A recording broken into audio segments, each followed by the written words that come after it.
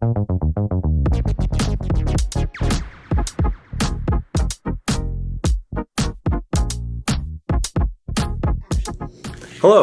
my name is Michael Portas, Superintendent of Schools for the Pequannock Township School District, welcoming you to the, we believe, 16th podcast in our series. I'm joined today by our Student Assistance Counselor, Mrs. Jennifer Basilone, and we're going to speak about the realities of substance use and how we can better understand it, and also understand how sometimes use turns to abuse. And I think there's a very careful distinction there, which as I'm saying it out loud, I don't really understand, but that's why we have people in your position to explain that. So thank you so much for joining me today. Thank you. Yep, and thank you to everyone who's tuning in. And as always, thank you to Mrs. Noon for filming and editing and making sure that I come across sounding at least somewhat lucid and intelligent. So the first question, we have four. The first question is not actually a question, but can you talk to us about your background involvement as a student assistance counselor? And for our audience, the abbreviation is SAC. So if you hear us referring to that, that is the abbreviation / acronym for your position. Yes, thank you.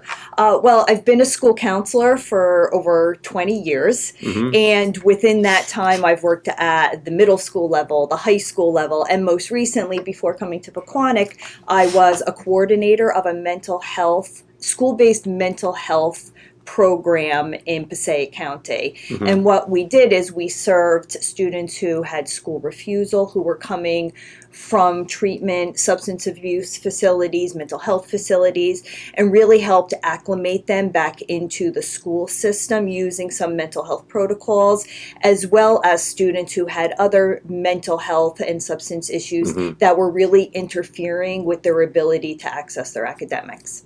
I was warning her beforehand that I tend to deviate from the script because I send each of the guests 4 questions in advance, so we're already going to deviate. It's really interesting that coming out of the gate when you're talking about your experiences, you're talking about substance use and you're also talking about mental health. Yes. And I feel like mental health has become much more prominent since the pandemic response. Yes. Substance use, I don't think quite nearly as much, but it seems like you're almost talking about them as if they're interlocking.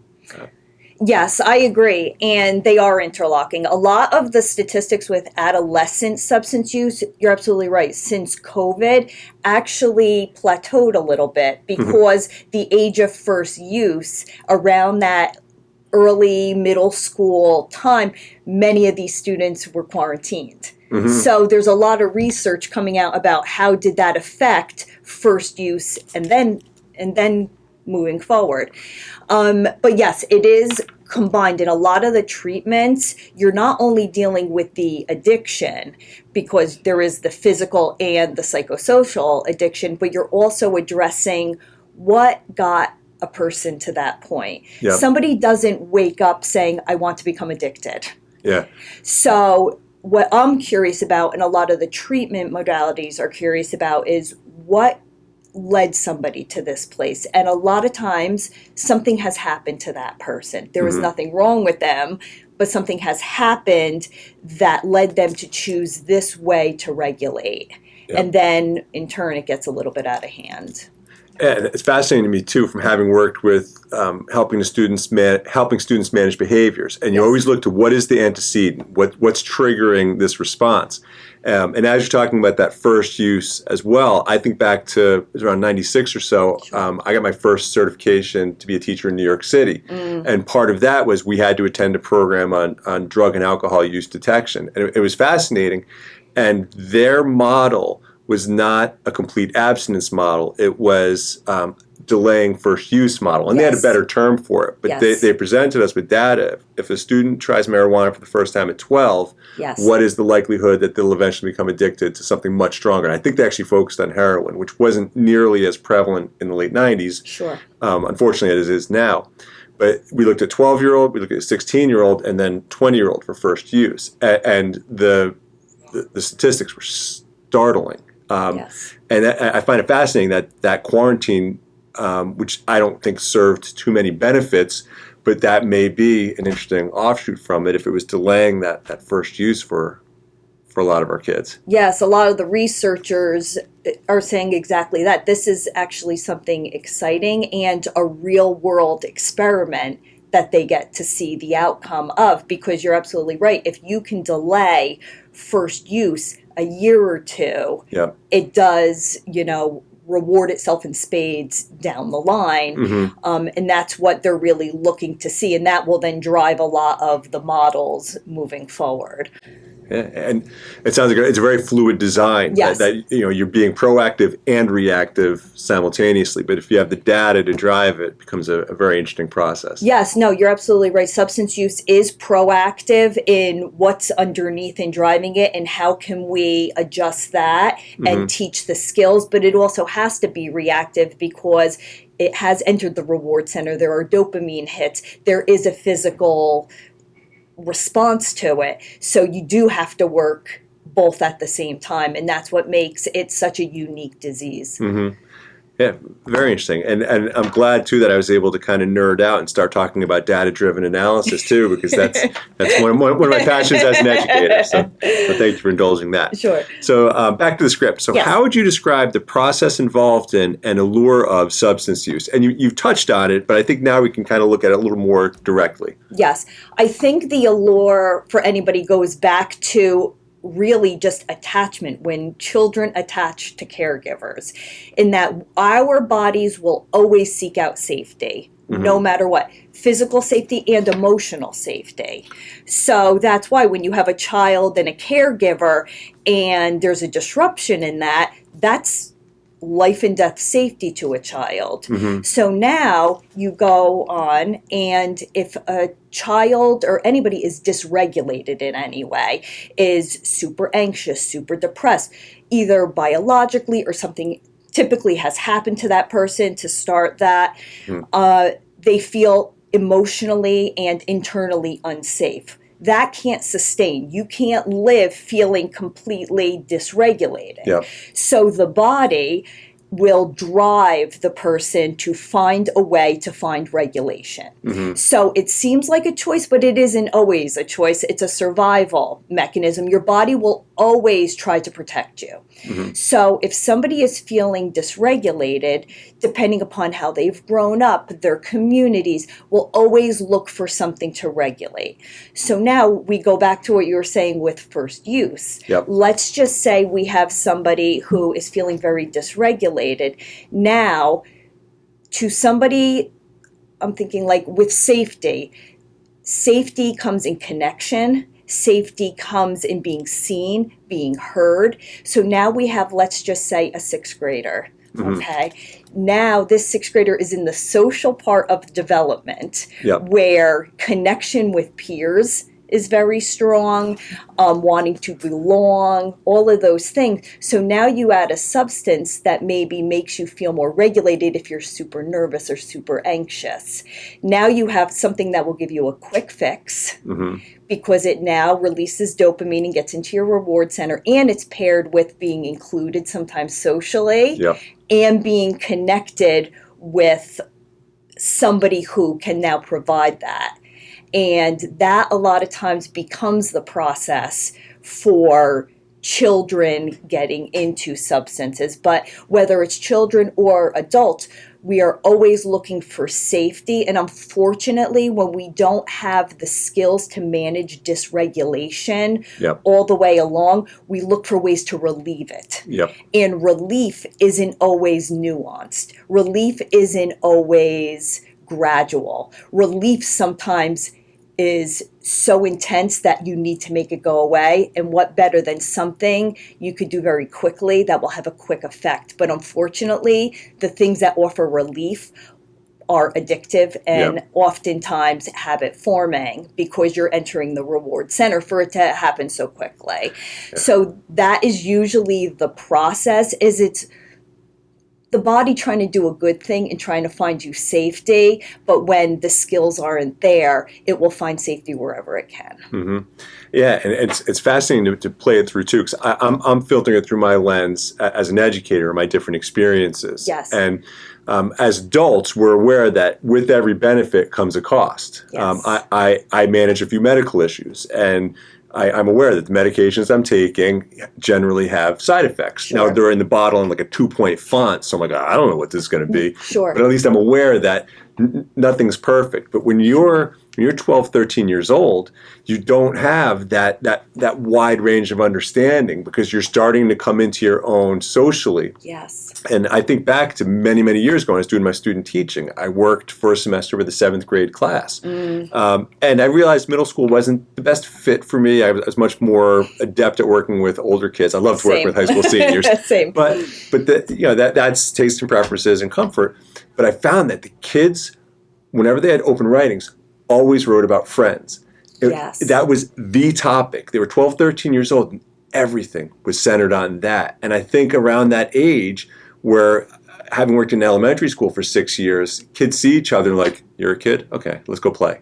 Yeah. Once they get to middle school, it's they're a lot more discriminating in how they determine with whom they'll interact. And that changes day to day, which is torture for these kids. So sure. There's that understanding that here's something that means so much to them that they don't fully understand, and it's that social aspect. And now they're feeling rejection, so you seek out something that'll make the rejection and the hurt that attends to it, that makes it go away. Yes. And if somebody is going to be dysregulated or feel internally unsafe, what we think about is puberty. Yeah. And that transitional time where a lot of maybe the foundation skills or lack thereof, things have happened, not happened. Now we come to a place where now we have hormonal changes. We have brain changes. We have all of these things. It makes us feel, even under the best of circumstances, uncomfortable in our own skin. Mm-hmm. So it creates really a prime ground for some of these behaviors or, unintended choices with unintended consequences. That's a good way to put it. To come through. Yeah, and I think that hammers home the point of why it's so important for kids to have healthy outlets. Yes. And I've endorsed it. I've been very involved in athletics throughout my entire adulthood, and I've said long live sport because when I used to coach basketball or soccer or whatever else, my kids didn't get in trouble when they were at practice. They didn't get in trouble when they were at games. They may have got in trouble later, but at least we gave them something where they felt valued and they felt important and they got that acceptance. And you were talking about safety. I wanted to make sure that the kids felt safe. And last night our marching band played the national anthem at Yankee Stadium, and they were, as to be expected, astonishing. Those kids have something that tethers them to one another, and they can point to and say, I'm good at that, and that makes me feel good.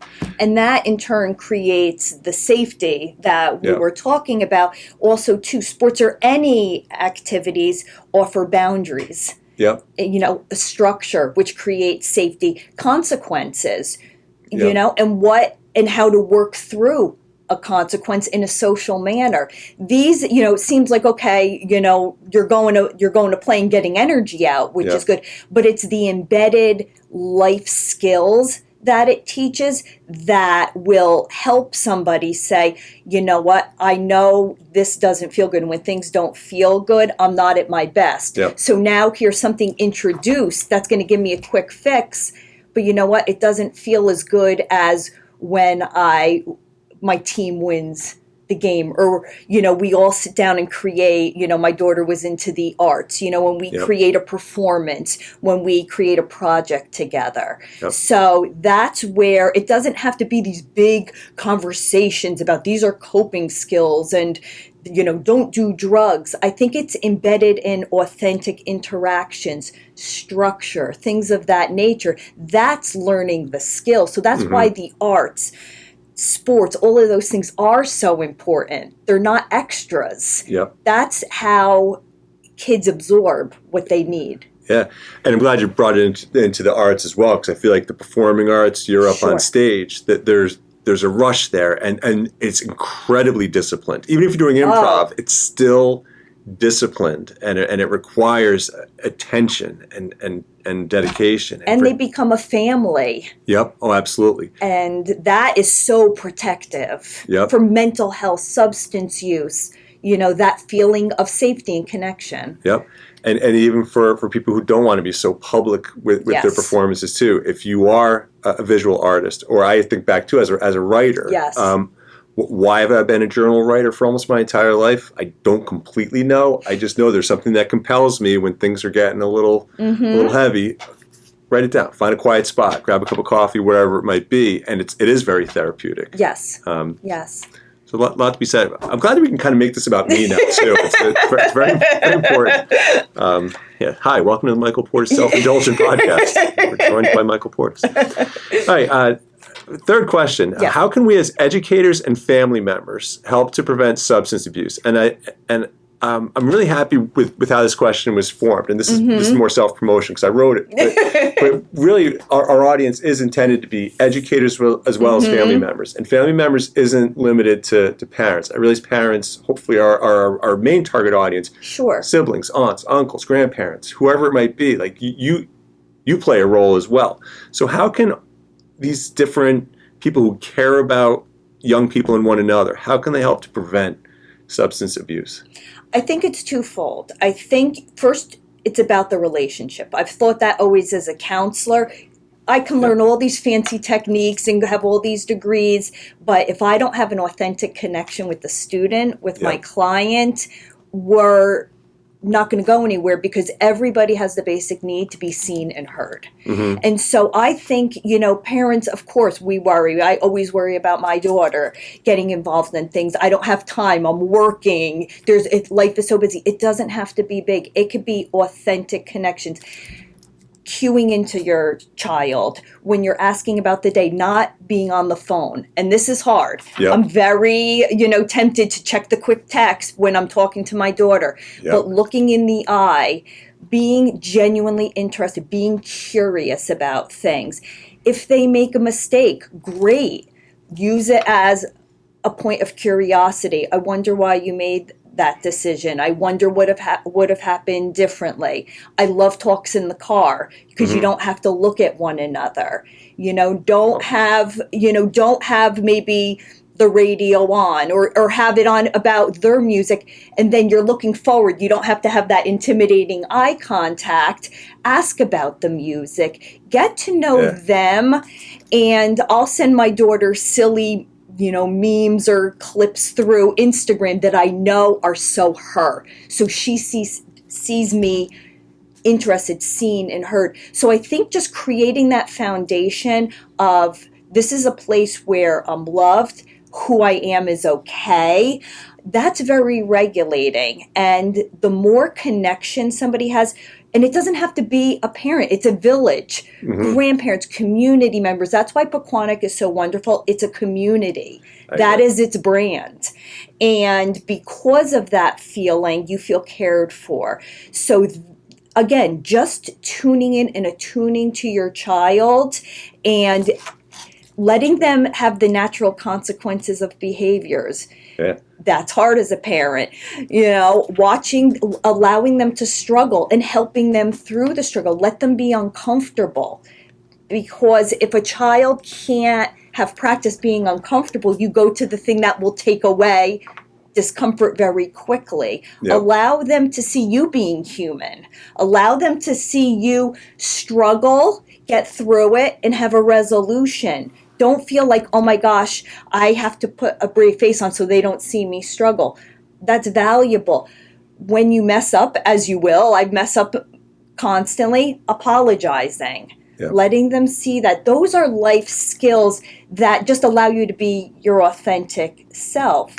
I believe the second part is as far as the substance use, the internet could be good and bad, but use it for good. Learn about the trends. Learn about what's happening. And again, infuse that into the conversation. So if you're watching a show or a movie or something like that, and or an ad comes up for a vape, I saw something in the vapes. They look so attractive, unfortunately. Yeah. Say, wow, oh my gosh, I would almost imagine a kid would be so attracted to that. Do you think they market it to kids? Yep. And again, just a curiosity. Be, again, a long car ride, going to a tournament, maybe have like a bag of questions that, again, you don't bombard, but just weave in. There have been times I've been in the car and my daughter has like revealed something and I'm like, oh my gosh, just keep driving, keep driving. Eyes on the road. Yeah, eyes on the road.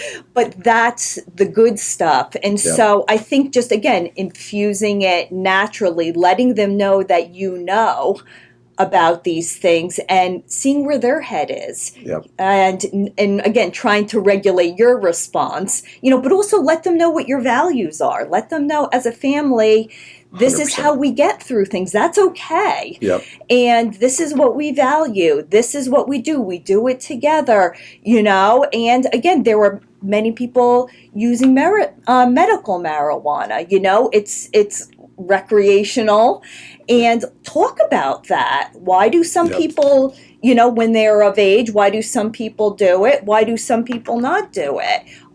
I wish I had done this when I was younger. I wish I hadn't. Yep. Because they're astute. They're going to know, and they see and they know more because of the internet than we realize they do. So, you know what? Talk about it. And then you can infuse your standards and your values in it. Absolutely. And there was a great lesson I got about understanding kids, and it was in all things in a writing program. I participated in Rutgers several years ago. Mm-hmm. And the professor, Alice Elliott Dark, who's brilliant and wonderful, made the point that people very often write children incorrectly because they don't realize kids notice everything. Everything. They don't process it.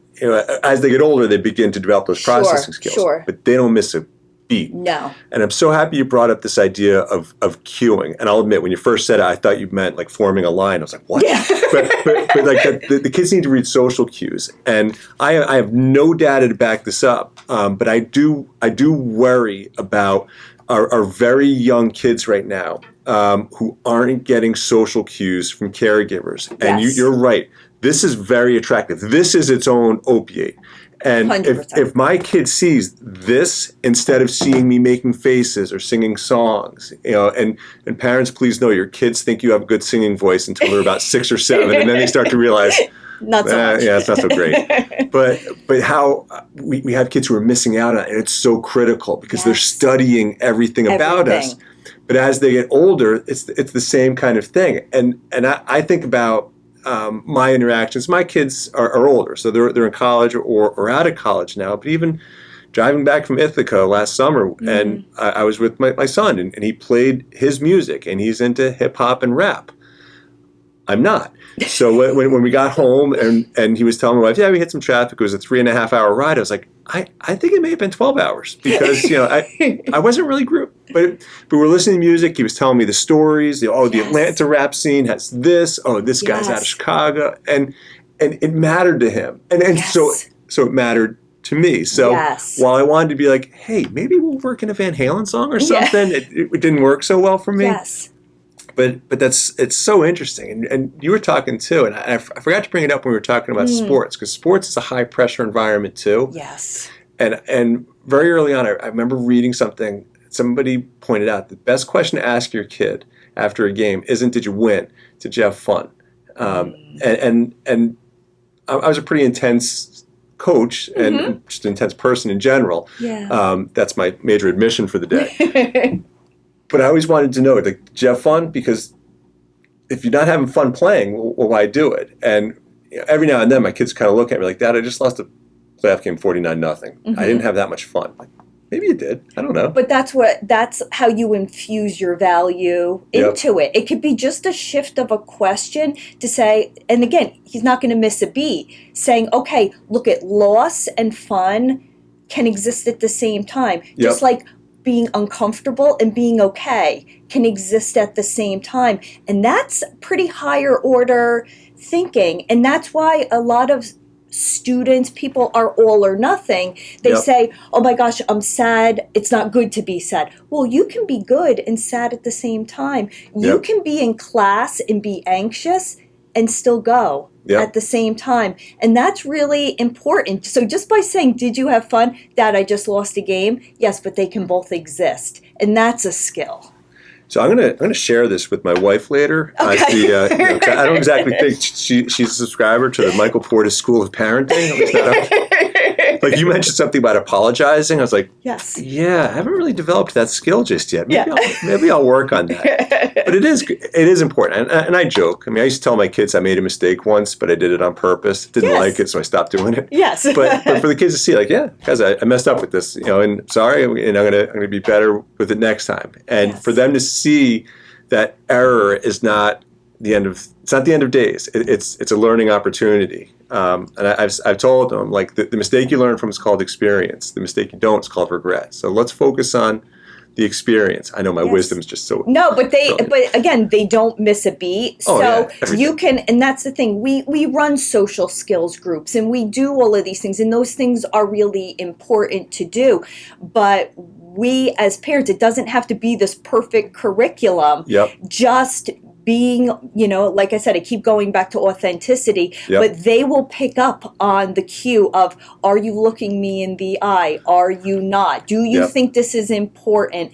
And not only will they pick it up, their bodies will pick it up. And the body is always scanning for safety.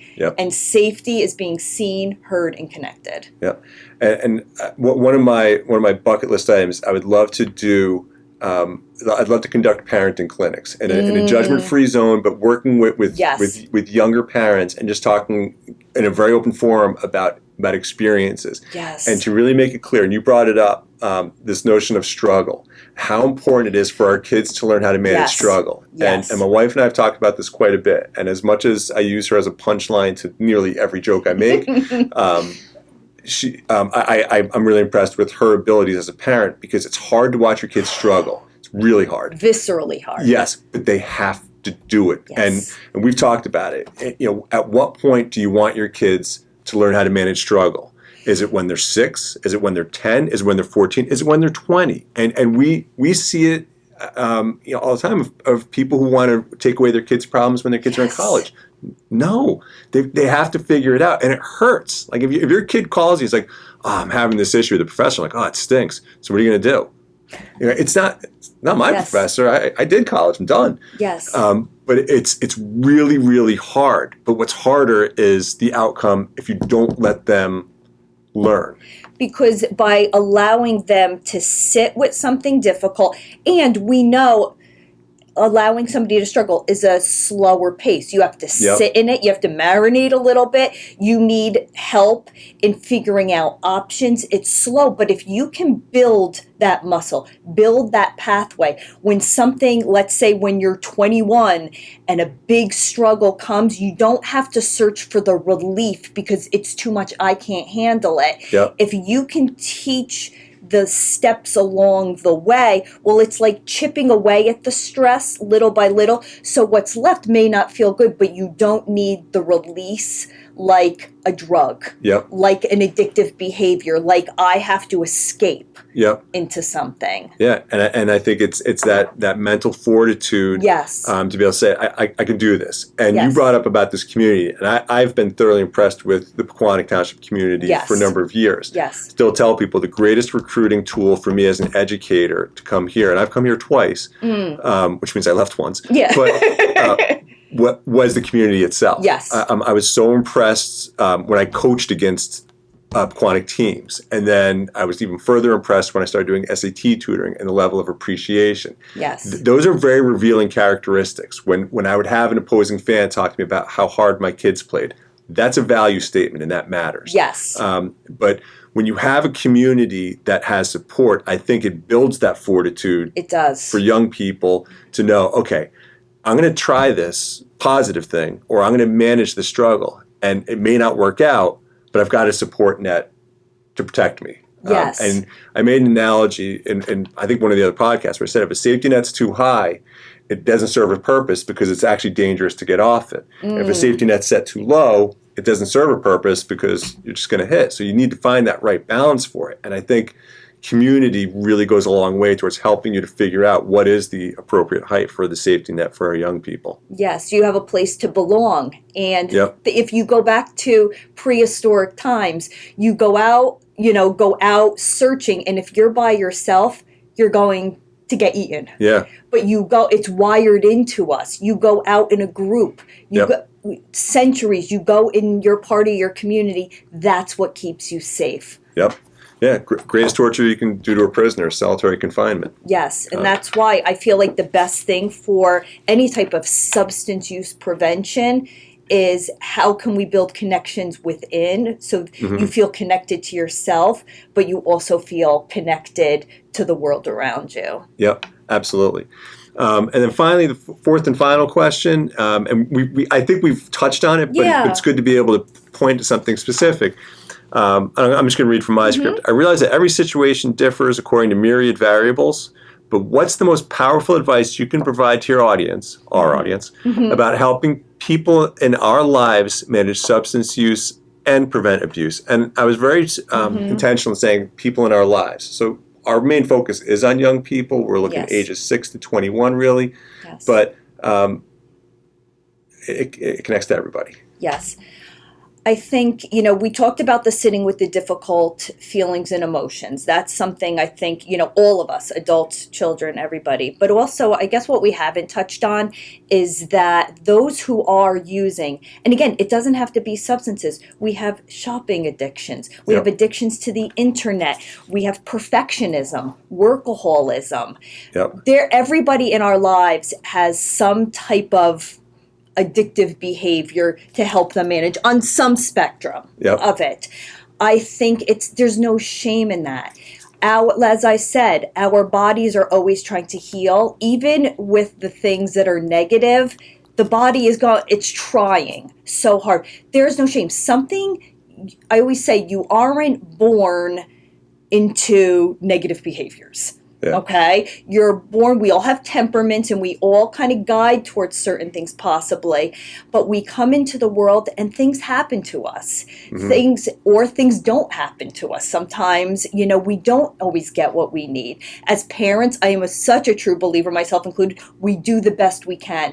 In over 20 years, I have never had a family say, oh, I'm really going to mess my kid up today. Oof, 9 o'clock, let's do this. We all try the best that we can, and we don't all have the same privileges as others, and that's important to be mindful of. So things happen to us, and we always go to what we can do and what we have at the time. And sometimes those circumstances lead us to addictive behavior, not because we've done anything bad, but sometimes the behaviors have created, certain things happening within our reward systems, our dopamine levels, all of those things that made it get a little bit out of control. So I guess to that is your body has tried to protect you. There is no shame in it. It's actually your body's doing the right thing. And as a result, it gives an opportunity to know that you can change. It's not a moral failing. It's accepting people where they are. I would love for, I don't want my child to do that. I don't want my mom or my dad to be able to do that. Yes, okay, here you are now. What can we do now to get you there? When we had our interview several months ago, there was something that really planted the seed for doing this podcast, and I think it's great for our audience too. We talked about how people fundamentally look to be centered, and if you start to drift off center, you try to find that thing that's going to pull you back. And I think about it in my own world. Because again, it's the Mike Portas show. No, but in my own way, like if I don't get out for a run every few days, like I start to get very anxious and I get tense if I don't write. Like there's certain things that we need, and since we had that conversation, I've thought very much about that. Of okay, where am I in terms of my centering right now? And if I'm off, what can I do productively to try to bring it back? And what I really do a lot with the students in the counseling is really teaching them the skill of noticing. And noticing, what does dysregulation feel like for you? What does it feel to be out of your zone and more anxious? What does it feel like to be shut down? What does it feel like I said, to feel regulated? And when you can start noticing those shifts, then we could add in different things. Okay, we do this, and this, okay, maybe brings me a little bit more towards regulation. Okay, well, great. Now we have a tool, So if we can figure out the noticing, then we could try a bunch of things that work, Yep. outside things, or what can we do internally, and to help us, again, function at our best for that day. So it's like finding the recipe Yep. for each student, and then how that can be reinforced at home. Yeah, and there's a huge element of self-awareness there. Yes. And I think also the ability to accept if you do get feedback. And I always, not always, but I often think in terms of teaching writing. Yes. You need students who are coachable, who can take criticism and not see criticism as a negative, but as look, this is what you submitted. Here's how we can make it better. But I think that very oftentimes we resist that. I didn't get bleeped up because of a swear word. Everything I said was appropriate. That was the bell. We're in high school. But it's really important for people to be able to have that awareness of I'm not the best version of me right now, and it's impacting others. And what can I do to improve that? And to that point, even when you have a student or an adult who can't, or not say can't, is having a hard time accepting that criticism, I'm then curious about why. Yeah. What is happening for that student that even when the intent is good, is not landing right? Well, then that's a curiosity point of like, oh, there's something. I wonder if there's been an instance in this person's life where they've received feedback. It hasn't been positive, but they haven't seen the other side of it. So even a resistant student, even a parent who's upset, even a teacher who feels frustrated, I think if we go into things with the question of why and with curiosity, that gives us the space to look deeper. And that's why I get so excited about the work, is that it's not about me. It's about however they respond to me gives me a mirror back into them. And that is what is really exciting about it. Yeah, because you're trying to learn about the person. Yeah, it's about learning. And isn't that like why we're here, right? Absolutely. And even during the pandemic response, it was very challenging interacting with people from different groups, because people were frightened, they were angry. There were so many things that were just so supercharged. Yes. And I thought a lot about this analogy of the invisible backpack, how everybody's carrying an invisible backpack, and the weight of their burdens is something we can't see, but it's there. And some have lesser burdens, some have greater. And then, interestingly, about how things just kind of piece together, I was talking about school security, of all things. And I was saying how if you have really high walls, you're safe because nothing can get in. Problem is, nothing can get out. Yes. The same applies, though, to emotional regulation. Yes. If you build really high walls around yourself, hey, no one's going to be able to penetrate and get at you, but you're not getting out either. And if you have really low walls, there's very, very free movement back and forth. So it's like we have to figure out, like, what's the right wall height for us? Yes, and that's where I think good counseling and what I really try to infuse is these conversations. It doesn't have to be, when people think of counseling, they think of, especially in a school setting, or what techniques are you using, and are you doing this or are you doing that? But I think if we could have the conversation, and all of a sudden you're having a conversation, you're saying, wow, this person is, maybe sharing so much, not only about themselves, but about everybody else. Yep. Okay, what's happening there that the boundaries are a little lower? And how is that working for them? Yep. And if they come in very resistant, how is that working? I see it as improv sometimes. You see what they bring into the room, and that's going to be the most authentic thing, is what they come in with. Because sometimes they'll say, I'm going to come in and I want to talk about how that teacher didn't give me the grade that I wanted, or I got frustrated at home. But that's the text. I'm always, and maybe that's the English teacher in me. Yeah. I want to know the subtext of it. Yeah, it's like Hemingway said, like you see that much of the iceberg, but what's really beneath it is where the real substance is. That's it. And just one final thing, and I realize we're very nearly approaching hour 2 of our conversation. It's fascinating, but I realize for the spirit of, I guess, economy, I should probably shut it down. But the previous podcast that we videotaped was with Detective Giuliano, and he was very careful, I felt, not carefully, he was very honest. Like when he was talking about when he does a station house adjustment or when he works with kids. Yes. And he wasn't saying, well, when I'm working with a bad kid, he never said that. Nope. He never approached that. Nope. When I work with somebody who made a bad decision, when I work with somebody who made a mistake, and I think that as parents and educators, when we're working with kids, whether they're our children we're raising or the children we're helping to raise as educators, it's important to note, like, these aren't bad kids. No. There are very few bad people in the world. No. But there are kids who are going to make decisions that we have to help them sort through and help guide them. And I think that that's a really important thing, even with substance use, to know. Yes. And you touched on it coming right out of the gate. Like, nobody, I don't think there's any kid who's waking up, it's like, I think I could use a good drug addiction. I'm going to start today. Like, it doesn't happen that way. And I truly believe it.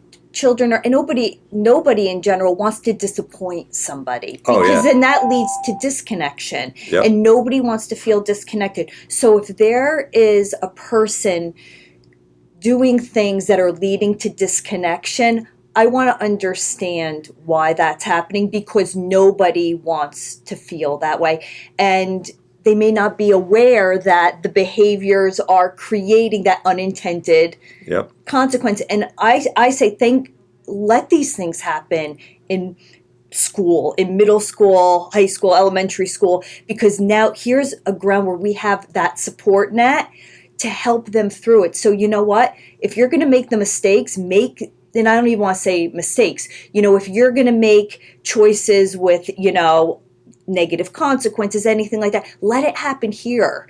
Yep. Be messy here. We have all the experts here. Yep. We have the community here. Safety net. It's the safety net. So I almost don't see it as necessarily a negative thing when these negative things happen or we see these behaviors. It's such a rich opportunity for when, maybe the safety net looks a little bit different. Yep. Let the struggle build the strength. Yes. And that's great. Well, thank you so much for taking the time today, and obviously your preparation, whether it's on paper or just through your wealth of experiences. I can tell you're passionate about this, which is very inspiring as well. And thank you for tuning in, and also to our friend Mrs. Noon for sitting with us this whole time, and obviously taking care of the editing side. But we really appreciate it. If you have any questions or need any follow-up, certainly you can reach out to me. I'll most likely direct you to Ms. Basilone because she knows a lot more about what she's talking about than I do. But thank you again. Have a great day, and we look forward to seeing you for our next podcast.